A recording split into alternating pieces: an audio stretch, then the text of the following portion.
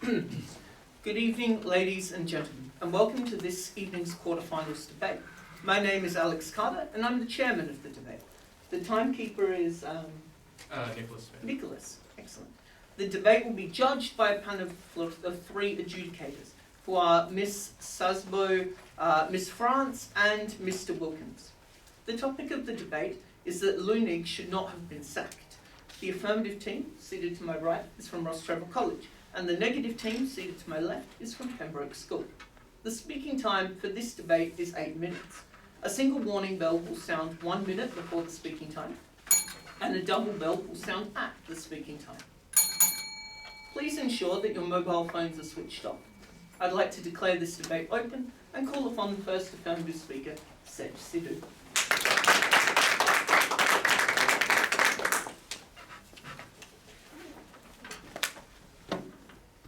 Good evening, ladies, gentlemen, and chairman. The topic of our debate tonight is that Leunig should not have been sacked. We, the affirmative team, support this motion. We define the topic as that cartoonist Michael Leunig, the iconic cartoonist for Australian newspaper The Age, who in 1999 was declared a national treasure, should not have been sacked, or removed from his previous position within the editorial page by the paper because of his drawing of a political cartoon which drew comparisons between vaccine mandates and Tiananmen Square. It is important to note that he is still employed to produce a cartoon for the newspaper's Saturday Spectrum section, and we wish to emphasise that his removal was solely because of his recent vaccine cartoon. This evening, I will seek to contextualise the case at hand, outlining the implications of censorship for our nation as a democracy that is built on the premise of free speech and sharing opinion. I will also argue that Leunig's occupation employed him to be critical and challenge the status quo, namely challenging a government stance which in a democracy should be encouraged. And my final point will be that art is being silenced globally across many mediums, and it is concerning that our society's endeavour to kowtow to political correctness has led to Leunig losing his job. Our second speaker, Alex, will argue that whether we like it or not, we subscribe to a society that has to allow freedom of political opinion, and without it, we would be a lesser society, regardless of what that opinion is. He will additionally argue that through the process of de-platforming Leunig, The Age have afforded him a larger platform as a result of wrongly, undemocratically, and unjustly taking away the artist's right to convey his stance. Alex will note the clear irony in the Tiananmen Square issue. Tiananmen Square issue occurred precisely because of the erosion of democracy, and here we are suppressing a perfectly legal political view. Finally, our third speaker, Harry, will rebut and summarise our team's case. To contextualise, ladies and gentlemen, Michael Leunig is one of Australia's most celebrated artists and commentators. His cartoons have featured in The Age since 1969, and over half a century, and is declared Australia's national living treasures. He has in the past been described and celebrated as a nonconformist, a maverick, a provocateur. And while the labels have changed, he has consistently expressed his views from a centre-left perspective and has at times shown a disdain for conservative Australia. His time at The Age has been thereby lauded and afforded adulation by what the publication cites as having a self-styled progressive leadership. Last year, a man celebrated for his insights and subversion has found himself being silenced. Andrew's government's heavy-handed COVID response, his cartoons satirising the government's mandate policies appear to be the final straw. However, per the insights of Sky News, cartoons are art, whether you agree with them or not. You shouldn't censor art. Actually, ladies and gentlemen, at the very least, newspapers should not be the ones self-censoring. But it appears gone are the days where you can have some light-hearted fun and poke fun at controversial topics. It also appears that The Age and our opposition tonight will be content for the publication to printing pro-Andrews propaganda, boasting images of the Premier with a chiseled jawline in front of a banner celebrating his perfect and flawless rule. Right? Well, let's hope not. In fact, in the words of Herald Sun, cartoonist Mark Knight puts it as, The role of the artist is to tell the other side of the story and to poke fun at both power and policies. Instead, Leunig has been sacked and censored, exposing the greatest concern of our subject matter tonight. Following decades and decades invested in an organisation, the moment he does not toe to the editorial line, he is ousted through a phone call. The act of sacking and synonymously silencing Leunig is not only disloyal and cruel, but it is symbolic of everything wrong with modern media executives who pander to those who are incapable of independent thought, a premise that our nation has prided itself upon. Thereby, for my second point, ladies and gentlemen, Leunig, like any Australian, has the right to challenge any government's policy of decision. In fact, it is the very bedrock of existing within a democracy. Caleb Bond of the Herald Sun critiques the act taken by The Age, explaining that you don't have to agree with everyone, or someone like Leunig all the time. You don't have to agree with anyone. You don't have to agree with anyone all the time. Anyone who picks up a newspaper, whether it be The Age, the Sydney Morning Herald, or the Herald Sun, expects to agree with the opinions of the people they find in the opinions section, which is of course where you find a cartoon, and expects all of the time that they are going to agree with is a goose. He goes on to say that we should have freedom within a free media to be able to express points of view, which for the last half of a century, Leunig has been paid to do. Ladies and gentlemen, it is important that we are rational tonight and appreciate that it is not wrong to question a government's decision. In fact, it is a cornerstone of our democracy and mediums such as newspapers to provoke some kind of disagreement. In his opinion cartoon, Leunig was not inciting a violent crime, nor was he making a dangerous point. He was making a very valid point about what many people thought, according to several sources, including Sky News described as a dictatorial government in Victoria. To combat Leunig, editor at The Age, Gay Alcorn, opted to act undemocratically, using his own words to state, "I have pulled multiple cartoons by Leunig, almost entirely on the grounds that they are expressed anti-vaccination sentiment. It is clear that in this case, Leunig's sacking comes off as a political act by The Age to unethically monopolise opinion for a publication that prides itself on diversity of thought." According to Alcorn, the hypocrisy is palpable, and that there are not just grounds for which Leunig should have been sacked. My final point tonight, ladies and gentlemen, is that we should not set a precedent for silencing art and political cartoons. Contextually, The Age is a privately owned company by Fairfax with the right to print what they like, which is fine. However, in recent years, there have been a bevy of cartoonists or artists silenced, including legends such as Mark Knight, Johannes League, and Boudicca. According to Cartoon Rights International, attacks against cartoonists globally have trebled since the COVID pandemic started. Executive Director of CRI, Terry Anderson, explains that in the countries where democracy is weak or entirely absent, legislation that is set to be in the name of monitoring false information about coronavirus is actually being used to detain critics who aren't pleased about how the situation simply is being handled in their own country. Anderson said, authoritarianism, isolationism, exceptionalism are pretexts by those which have an inclination to curtail freedoms, under the auspices of protecting public health, of protecting misinformation and disinformation.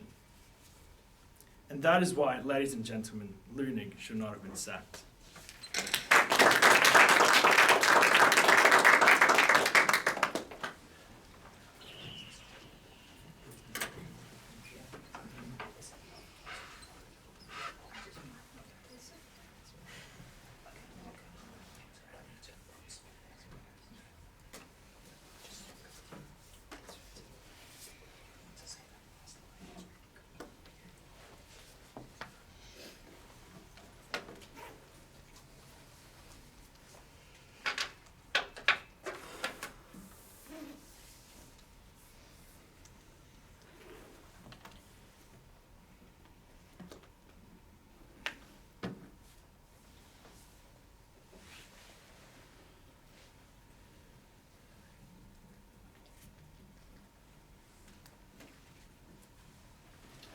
like to call upon the first negative speaker, Sasha Brennan.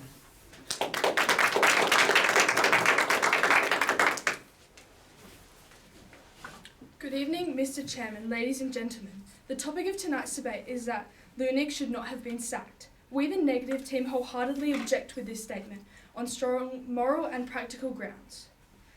Before I begin, I would like to agree with the definition given by the affirmative team. Tonight I'll be addressing how Lunig's cartoon was extremely insensitive to Chinese Australians, and it works to diminish the immense significance of the Tiananmen Square massacre. I will also speak about how this is a justified commercial decision, well within the rights of the age as an employer. As his messaging was so out of touch with both the readership and public health advice during the height of the COVID-19 pandemic in Victoria.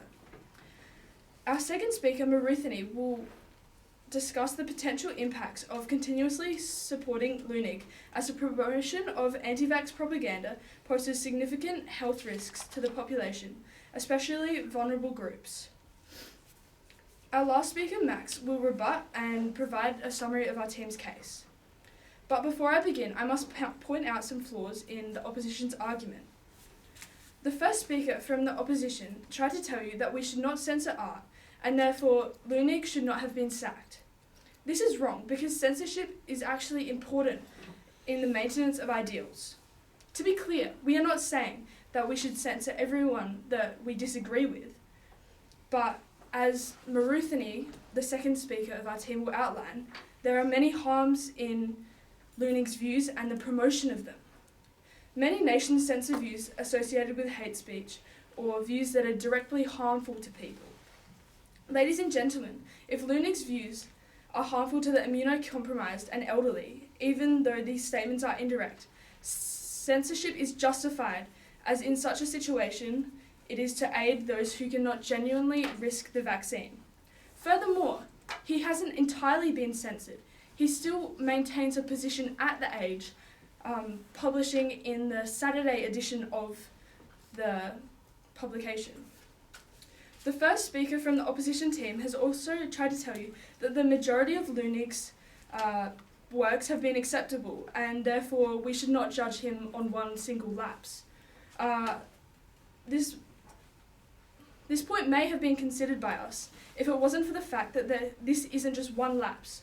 Lunig's views have been harmful in the past, even before COVID, as with his drawing published in The Age on the 19th of August in 2015, entitled The Fascist Epiphany, in which Lunig satirically likens mandated vaccines for young children in schools as the divine right to enforce by their government, implying that mandated vaccines are forced like some sort of mad god. It takes no genius to figure out that the issues with this, from him likening vaccines to demeaning our democratic Australian views, or his platform to spread a view harmful to the elderly and immunocompromised. The writing is on the wall, and Lunig wrote it for us. Now to my first point. The cartoon which Lunig posted on his public social media page was very disrespectful to Chinese Australians, given the extreme sensitivity of this event. The Tiananmen Square massacre in 1989 was an event that will forever be remembered for its brutality and remains one of the most flagrant violations of democracy and human rights observed in history. Some estimates place civilian deaths to be around 800, with hundreds of university students brutally murdered or crushed under army tanks by the Chinese Communist government for attempting to stand up for their own democratic rights and the oppression which they endured under this regime. This is an extremely sensitive and emotional historic event which should not be carelessly used in comparisons to attempt to support a poorly constructed argument.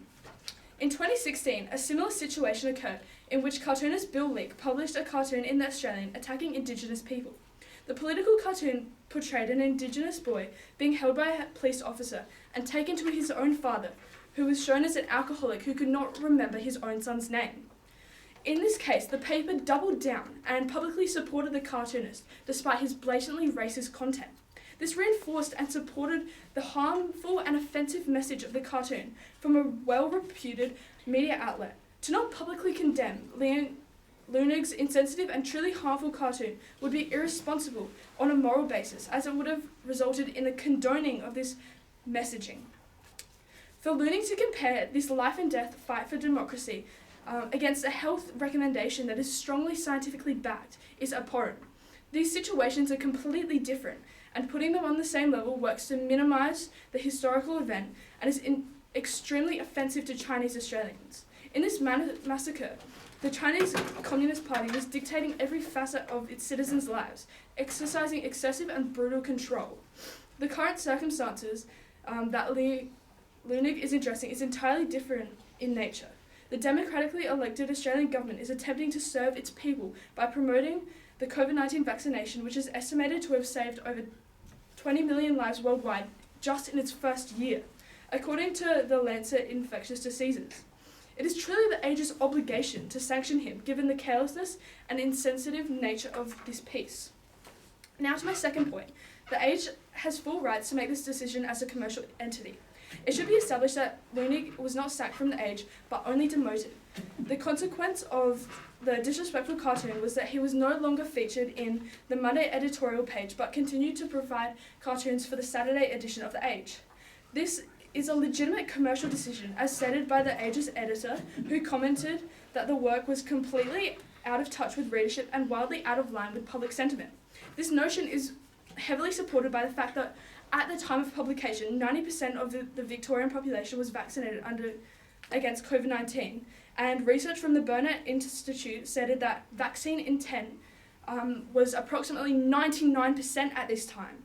This is 99% of the population. The newspaper's entire business model depends on maintaining its readership and market share. Thus, it is an entirely pragmatic commercial decision, given the significant risk of loss of readership in the context that it is entirely insensitive to reference the Tiananmen Square massacre, and the fact that Victorians, where the Age is published, suffered heavily during the 2020-2021 period, which was the height of the pandemic, being the most locked down city in the world. The maintenance of an unproblematic image is vital for any news outlet, given the success of modern day cancel culture. An example of this was when George Nugas made a derogatory comment in the Channel 10 program The Circle with respect to Victoria Cross recipient Ben Roberts-Smith. As a result of the incident, sponsors soon quit the show, and within a year it was cancelled. This was commercially imperative to condemn Lunig's work, especially given the sensitivity of the issue, and thus it was the right decision.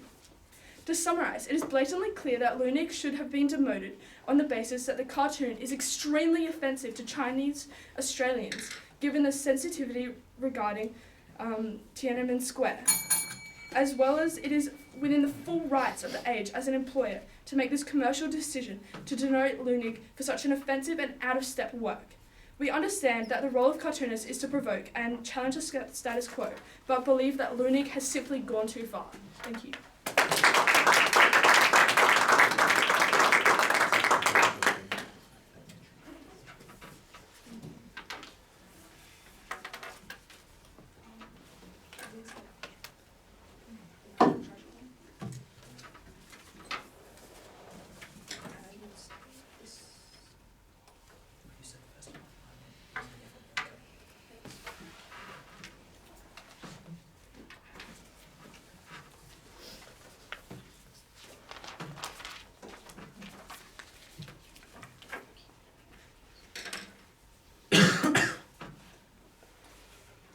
I'd like to call upon the second affirmative speaker, Alex Clark.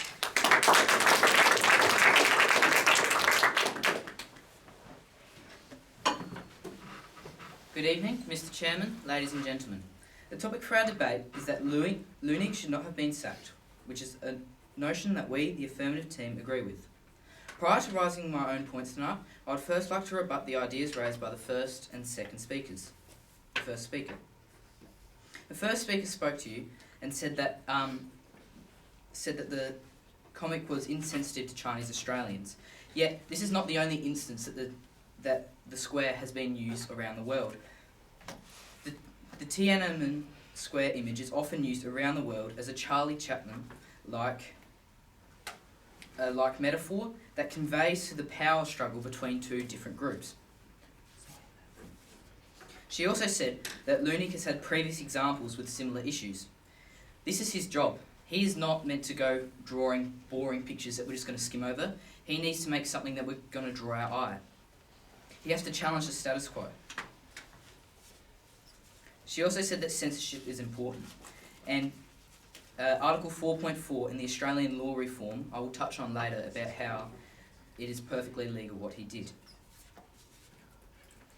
Whether we like it or not, we subscribe to a society that has to allow freedom of political opinion, as we pride ourselves on being a democratic nation. Without it, we would be lesser, unable to make our own judgment, forced to view what the higher officials deem appropriate. Michael Leunig was sacked on the basis of his opinion and how he expressed it. Whether we agree with it or not, we still have to see both sides of the coin. According to the Australian Government Attorney General's Department, the right in Article 19.2 protects freedom of expression in any medium. For example, written and oral communications, the media, public protest, broadcasting, artistic works, and commercial advertising. The right protects not only the favourable information or ideas, but also unpopular ideas, including those that may offend or shock. Does this not directly contradict the sacking of Michael Leunig? Article 4.4 in the Australian Law Reform Commission states that the only limitations to freedom of speech are obscenity and sedition, defamation, blasphemy, incitement, and passing off. Article 4.14 furthers this argument by stating that freedom of speech embraces freedom of communication concerning government and political matters. How is Michael Leunig exempt from these laws? Shouldn't he be protected too? Yet shutting down his opinion seems to give it greater credibility and brings further attention to it.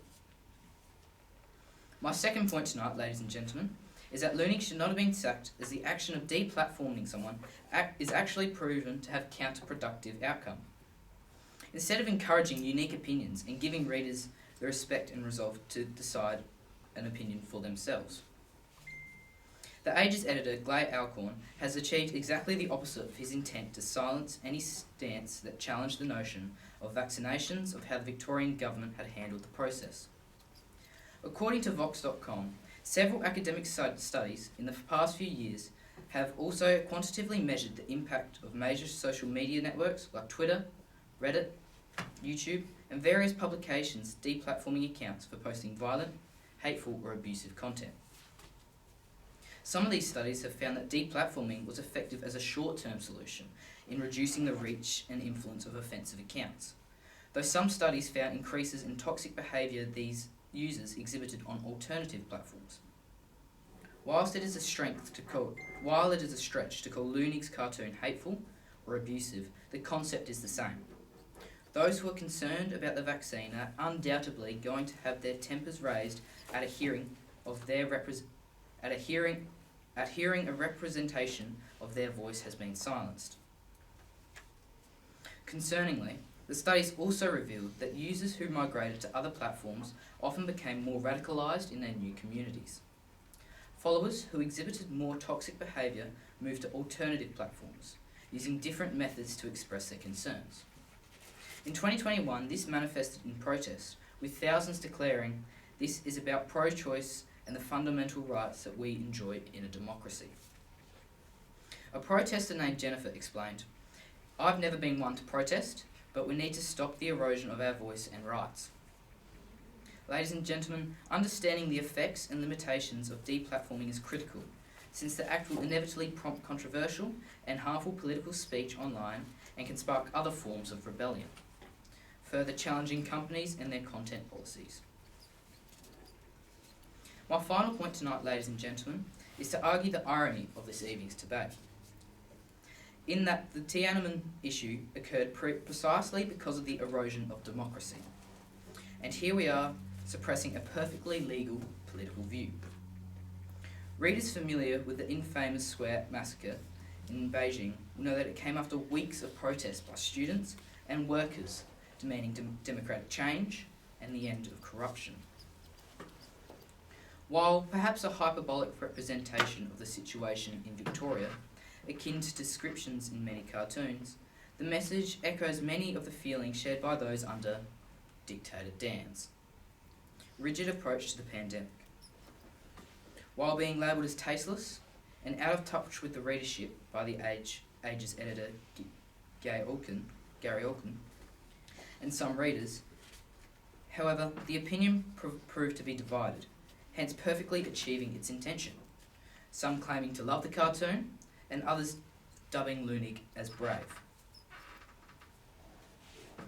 Rightly, Leunig defended himself, saying that the Tiananmen Square image is often used in cartoons around the world, used as a metaphor for overwhelming force, meeting the innocently powerless individual, which he felt, as an expert of half a century in the business, was fair to express.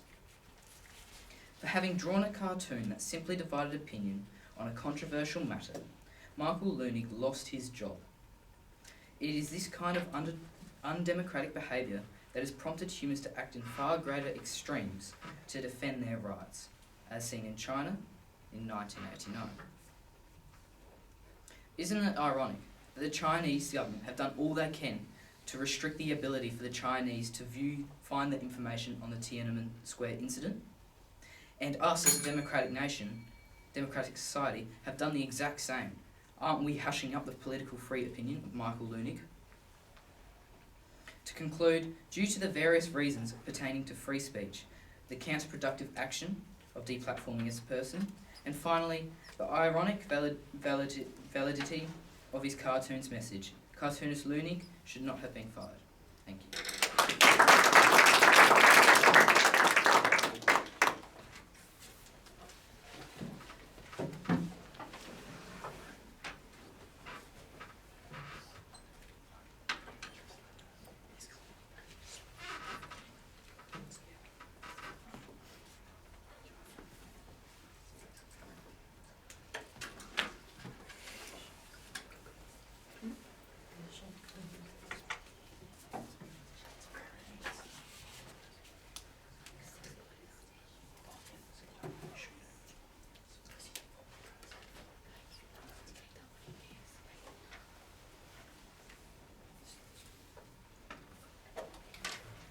I'd like to call upon the second negative speaker, Maruthaning Nagalinga.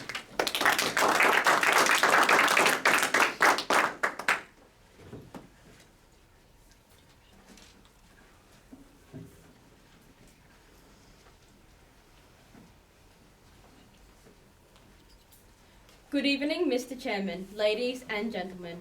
The topic for tonight's debate is that Leunig should not have been sacked.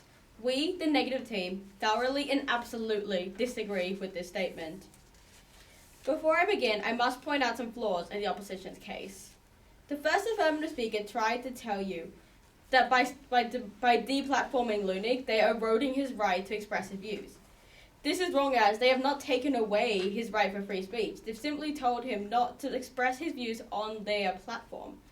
He still posts his comics on his personal Instagram account, which was the source of this comic in question.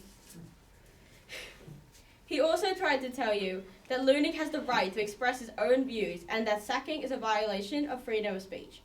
While this is true and freedom of speech is important, especially here in Australia, we should also maintain other freedoms. These include the right to the life of immunocompromised folk in Australia.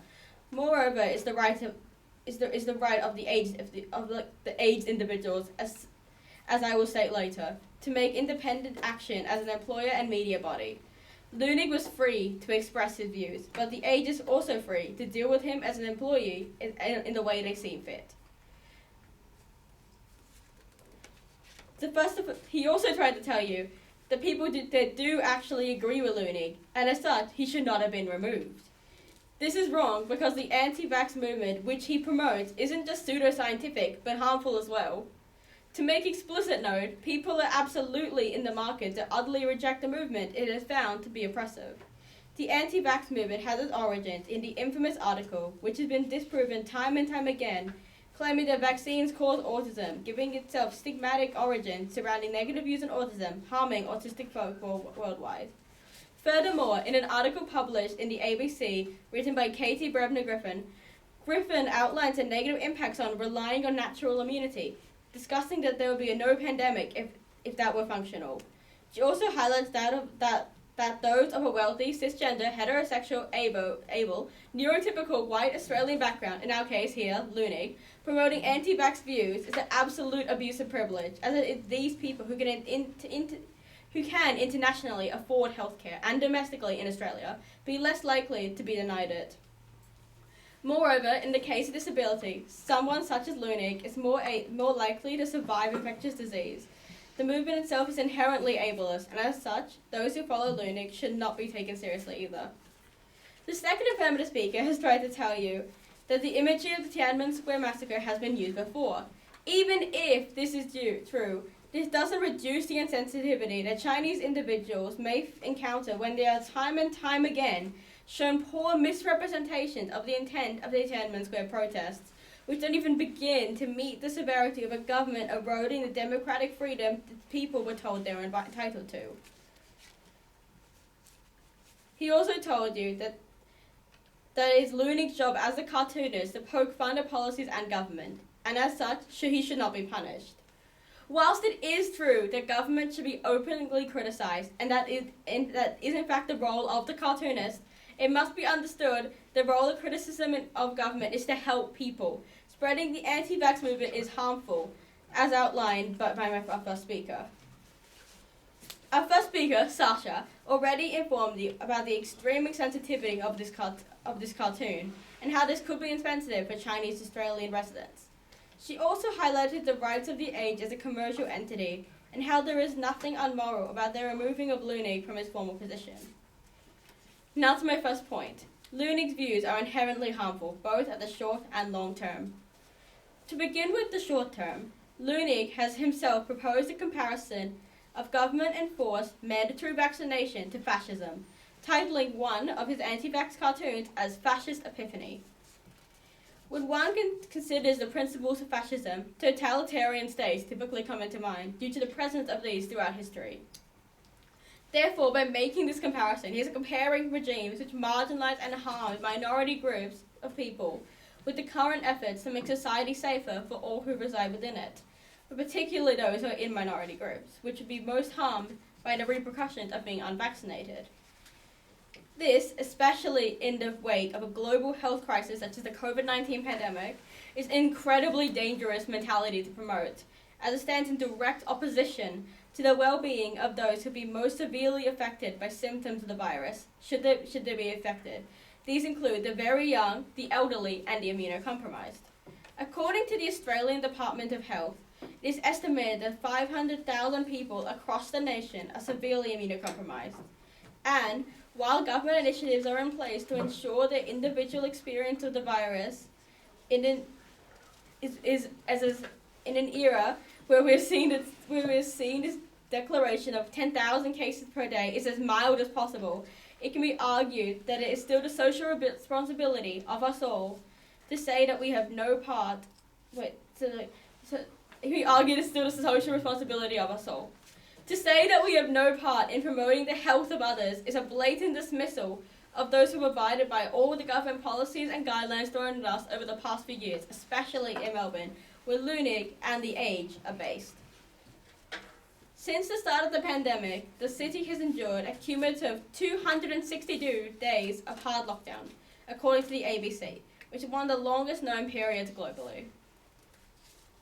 Refusing to abide by vaccine requirements, which have been put in place partly to prevent the need for yet another lockdown, also ignores the physical and mental impact on many of Melbourne's residents who were forcibly isolated from their peers and community for quite some time, and can even be argued to be pushing a notion of its own ideology being superior because, in a sense, allowing unvaccinated children to engage with their vaccinated young peers and also nullify the choice of people who chose to have their children protected from the potentially fatal diseases these vaccinations are intended to combat.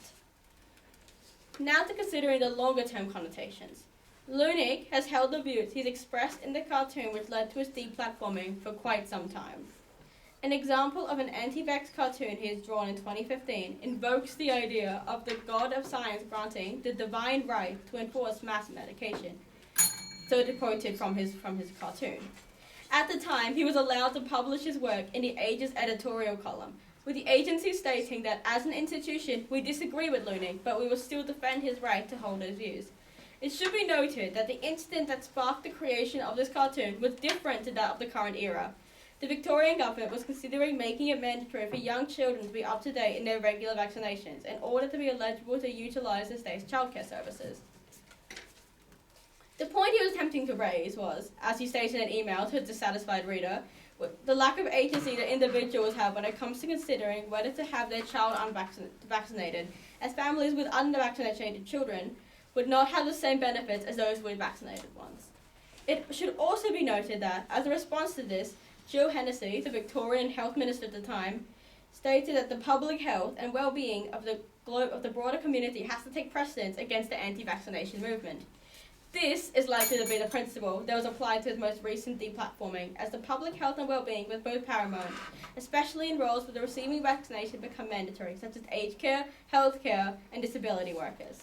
So, Mr. Chairman, ladies and gentlemen, in conclusion, we are of the utmost opinion that Leunig's sacking from the Age is paramount to the safety and well-being of the broader community and newspaper services, and was a good decision on their part to make. Thank you.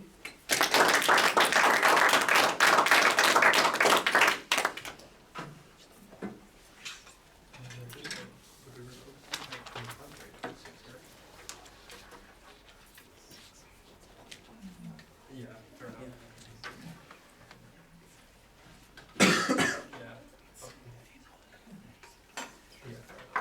Thank you.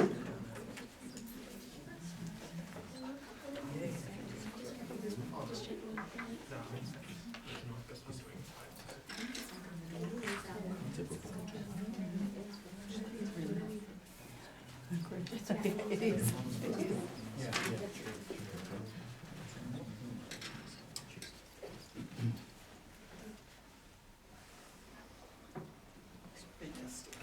I'd like to call upon the third affirmative speaker, Harry White.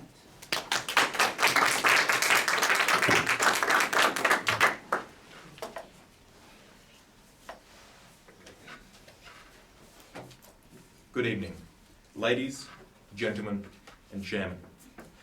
The topic of our debate tonight is that Leunig should not have been sacked, a notion that we, the affirmative team, support.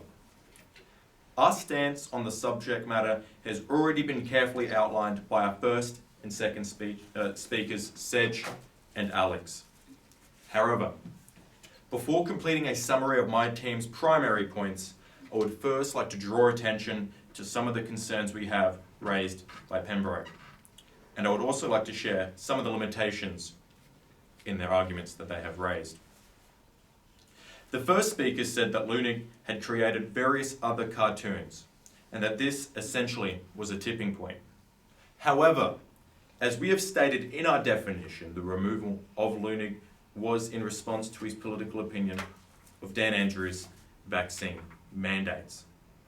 In fact, the man responsible for his removal, editor Mr. Glay Alcorn, has openly stated that Leunig is quote-unquote brilliant and quote-unquote should be upset with the decision. So which way is it, friends? We have a brilliant artist who is still employed in the capacity to draw cartoons for the very same publication. But we can't have an opinion on the greatest topic impacting Australians in recent history. I'm sorry, am I missing something here? This is a clear-cut example of censorship occurring within a supposedly democratic state, and thus, Leunig should not have been sacked. Ladies and gentlemen, the first speaker said that The Age is a privately owned publication and has the right to share whatever they like. This statement is only true to an extent. While as the publication has autonomy, fair work policies and stipulations remain, according to the University of Melbourne's Business School, which also notes that within each employer's role is a position of information description highlighting their role. Without citing or sourcing any documentation, the situation remains one of mere censorship, per which insight from Britannica is restrictions on its expression or the public availability of books, newspapers, journals, films, plays, artwork, photography, and of course, cartoons. By extension, such concerns highlighted by Britannica are a lack of information that lead to the development of apathy, ignorance, conformism, and general stagnation. It may threaten democracy and encourage subversive activities. It may equally foster idealism through indoctrination and strengthen government control. Is this the preference of the negative team tonight? Because this is exactly what the Age has actioned in sacking Leunig. Another speaker has stated that Leunig is too controversial. The suggestion is that Leunig is of an old age and time that now makes his views obsolete, and that is purely fallacious. He is a national treasure, quite literally, and an experienced and witty commentator whose age and time at the paper are not a reason to let him go. He is not failing into senility and a political view that is traditionally more conservative. The artist himself expresses that I come from a earthy, working class perspective and values system. However, it is clear that the Age's cosy inner city mindset is more interested in creating a publication that mindlessly follows the leadership of its government and is more prepared to stymie any creative, controversial, or free thought. The second speaker has also mentioned that the cartoon is promoting anti-vaccine sentiment. This is misleading, and furthermore, a point that we had never raised. We agree that vaccine hesitancy is a societal net negative, but this doesn't subtract from Leunig's right to free and open expression. Now on to my summary. This evening, our first speaker, Sedge, took the time to carefully contextualise the case at hand. Using a cornucopia of credible sources to ratify his ideas, Sedge outlined the significant implications of censorship for our nation as a democracy that is built on the premise of free speech and sharing sometimes controversial opinions. He stated succinctly and accurately that we, in Australia, should have freedom within a free media to be able to express points of view, which, per the last half century, Leunig has been paid to do. By censoring opinion, regardless of the matter at hand, our society is being stripped of the very fabric and tapestry as a truly tolerant, empathetic, and just society, which is a significant cause for concern. Additionally, Sedge argued that Leunig's employers had hired him since the late 1960s to be critical and challenge the status quo. This is essentially applicable to examining a government stance on a controversial topic. Palpably, we are here tonight respectfully debating a matter of contention, ladies and gentlemen, a premise that is synonymous with the lifestyles and values embedded in our culture.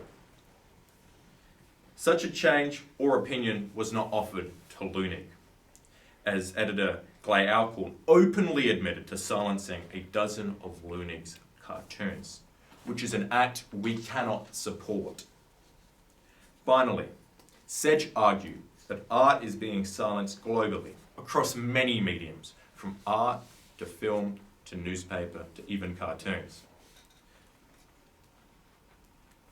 And it is concerning that our society's endeavour to bend the knee to political correctness or to be forced by our government's political agenda has led to Leunig losing his job.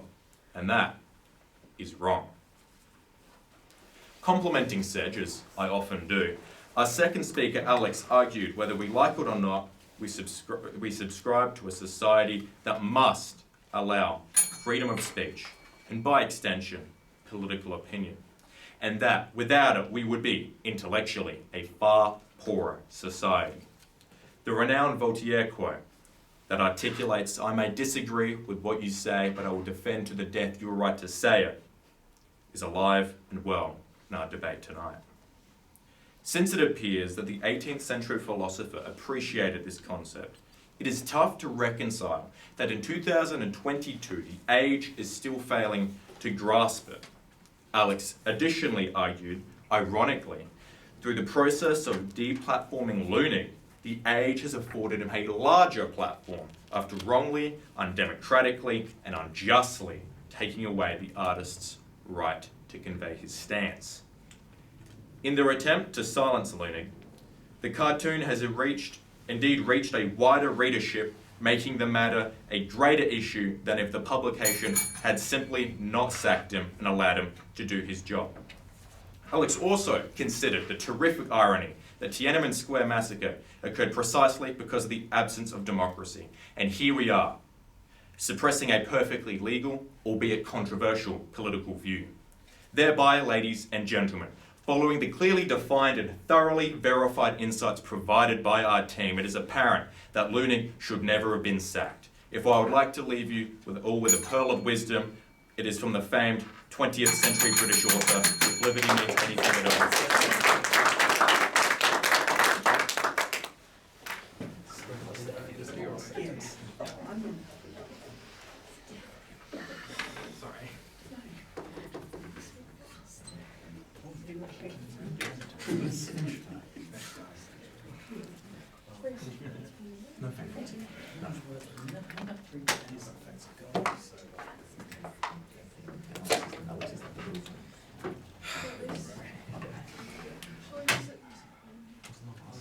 I'd like to call upon the final speaker for tonight, the third negative speaker, Max Stewart.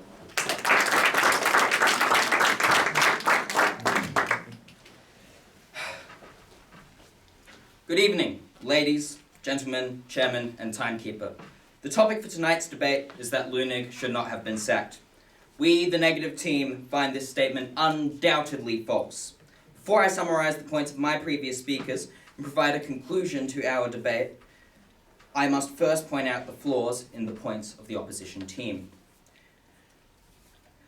The first speaker of the opposition team tried to tell you that no one is actually harmed by Loonig's views. First to rebut the theme of human detriment.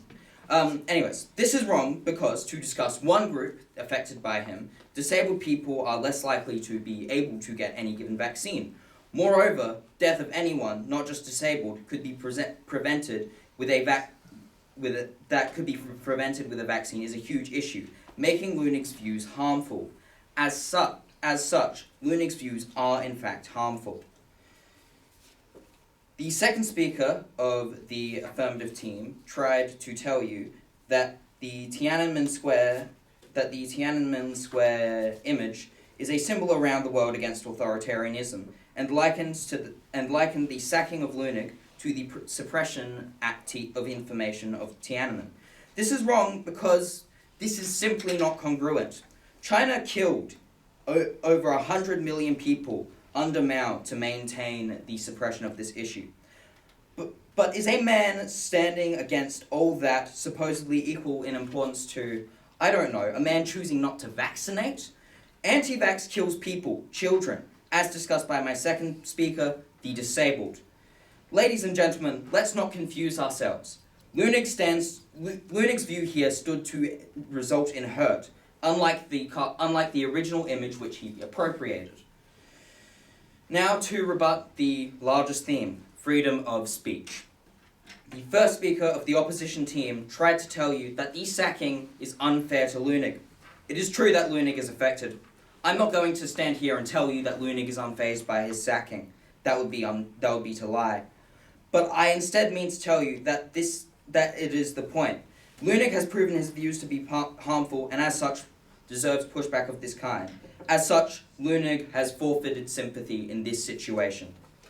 The first speaker of the opposition team also tried to tell you that the age betrays its belief in freedom of speech. This is wrong because the age, like any corporation, is an ever-changing company with ever-changing positions. 3 years ago, the age in fact had a change in ownership. As such a moral change in the age is not to be unexpected. The first speaker of the opposition team also tried to tell you that Loonig should not have sacked because this is because this is an example of cancel culture going too far. This is wrong. Even if this is a case of cancel culture, it must be remembered that Lunig is not a man free of folly. Whilst we do not hold that people should suffer tremendously for the most minor of misdemeanors, we do hold that Lunig's views have been consistently harmful over the past 10 years, as outlined by my second speaker. The third speaker of the affirmative team discussed the fact that Lunig has a right to free and open expression. However, there is an extent to this. Lunig's right to express himself and to speak does not override the right of disabled Australians to have life. That's not congruent. It's silly to liken it as such. Now to move to the theme of expression. The first speaker of the affirmative team tried to tell you that the Age have afforded him a larger platform by sacking him. This is wrong because that's precisely what sacking isn't. Sacking is reducing Lunig's platform. Even if we accept the idea that this increased media attention has afforded Lunig a higher platform, it also has to be discussed, if we are to talk about it in that way, that this attention is to discuss how Lunig has failed. The second speaker of the opposition team also tried to tell you that censorship can lead to radicalization. This is wrong because, well, okay, to an extent a pipeline does exist. There is much more danger in the public of promotion of the anti-vax movement on a widespread scale, as opposed to censoring it so it can at least be contained.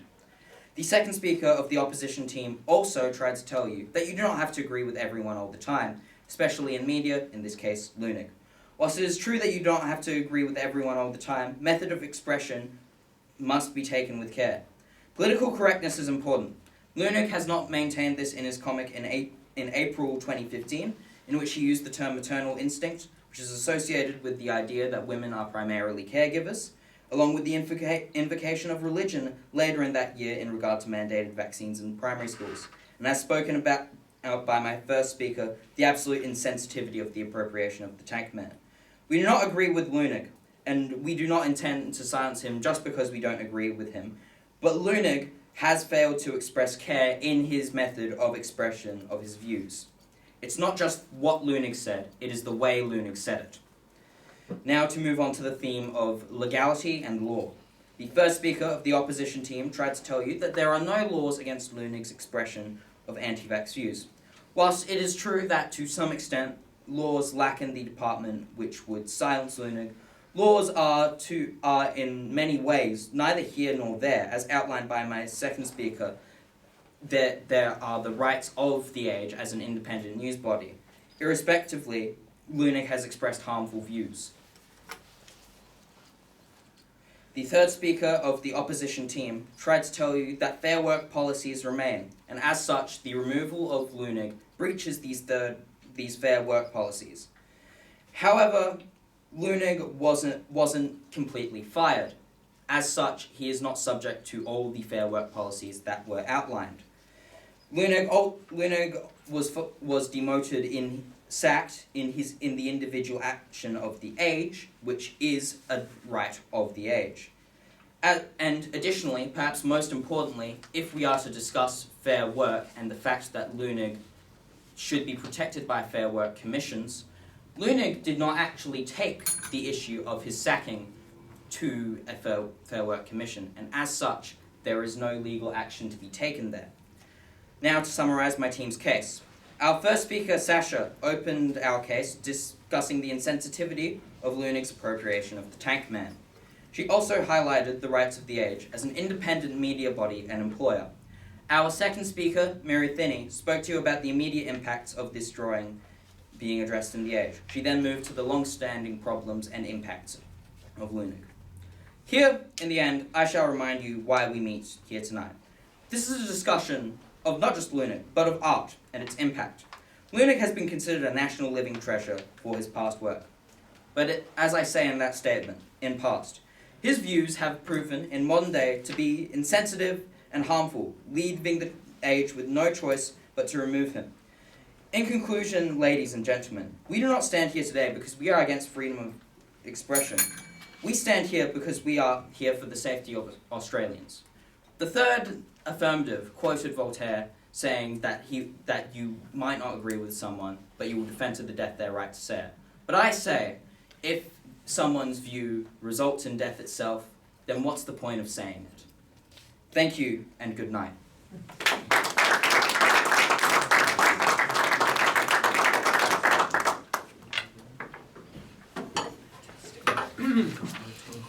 So, while the adjudicators finalise the results, I will go through the notices for this evening, and we have a few, which is exciting.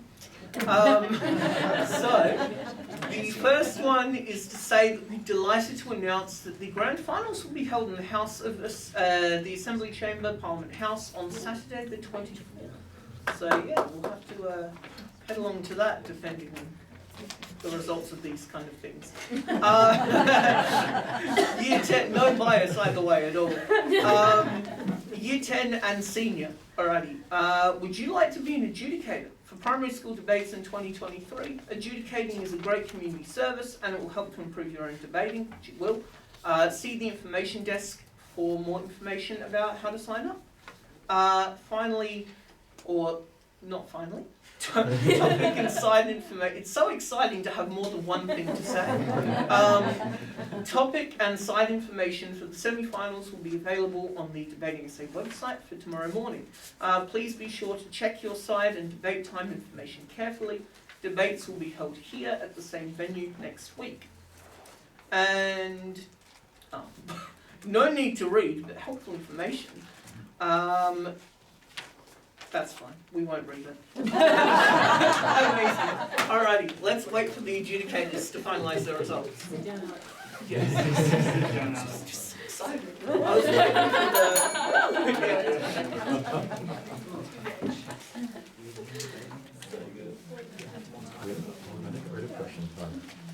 Oh, yeah.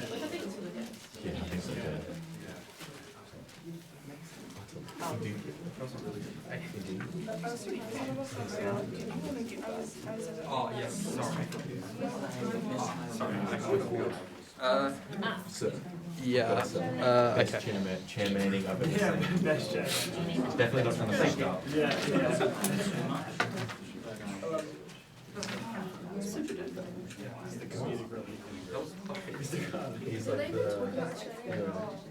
He's like the intermission. Yeah, the intermission. Oh, really? your team mentioned. Oh, last year?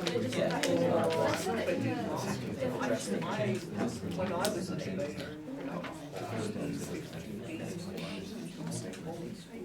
Yeah. Okay. Yeah.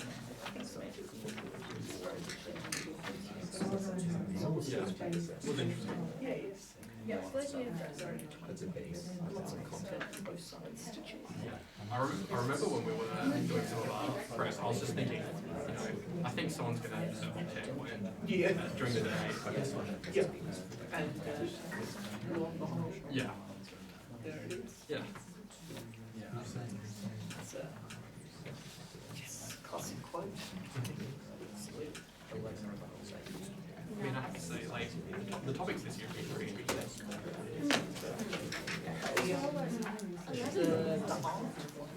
Oh, yeah. That was the topic. Certainly. I agree with you entirely. Absolutely. It was a topic. Chairman? Yeah, that was Pelosi. Apologies. Okay. To engrossed in conversation. Right. So I'd love to call up the adjudicators, all three of them, to give some feedback and finalise the results. It's actually only one of Just be the one, Okay. Eagerness, Alex. Just the one. Unlike what we normally do, I won't be giving any individual feedback or anything like that. We'll just be announcing who moves on to the semi-finals.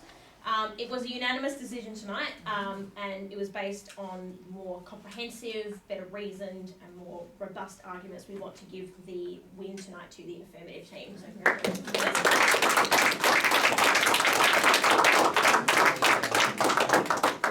I also want to award the Speaker of the Night to Sedge as well.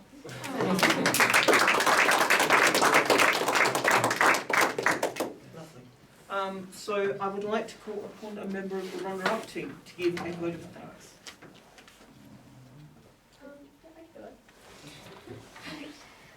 Okay, so I'd like to say firstly, thank you to the chairman, the timekeeper, and the audience for coming to listen. There's no point in debating, and it's not anywhere near as engaging if we don't have people to debate too. So just thanks for coming along. It really makes it a lot more worthwhile. Thank you to Ross River. You put up a really good fight, and it was challenging to rebut some of your points, but it was really fun too. So just thank you for that.